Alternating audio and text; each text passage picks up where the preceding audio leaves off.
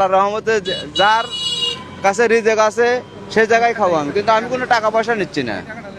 জি না জি না জি না জি না, আমি টাকা নেই না। আমি আপনাকে আমি টাকা নেই না, আপনি টাকাটা যেকোনো একটা আপনি রাগ করছেন না তো? উনি নিতেছে না যে রাগ করছেন? আমি তো অখুশি।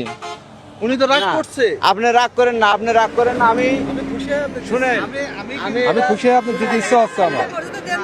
আপনারা মসজিদে দিয়ে দেন, আমি এটা ব্যবসা নিয়ে আপনার হাতে দিয়েন। শুনেন, আমার হাতে দেবো আচ্ছা ঠিক আছে ইনশাআল্লাহ। উনি আপনার একজনে মক্কা শরীফে টাকা দেওয়ার জন্য 10 টাকা দিছে, এটা নিচ্ছে। আরেকজনে 5000 টাকা দিছে, এটা নেয় নাই। আচ্ছা তাহলে ঠিকই আছে।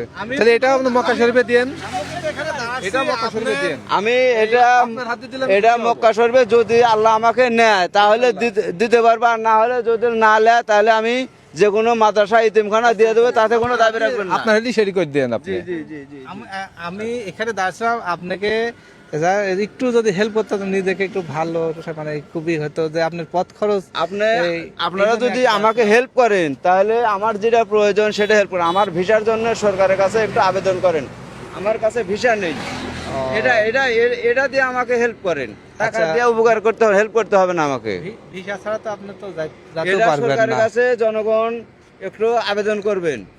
এখন হয়তো আপনি ওই বর্ডার ক্রস করে করে যাবেন, জি জি জি জি, অবৈধভাবে এটা হয়ে যাবে। না, অবৈধভাবে আমি যেতে চাই না, অবৈধভাবে আমি যেতে চাই না। আমি পাসপোর্ট করেছি কিন্তু আমার ভিসা নাই।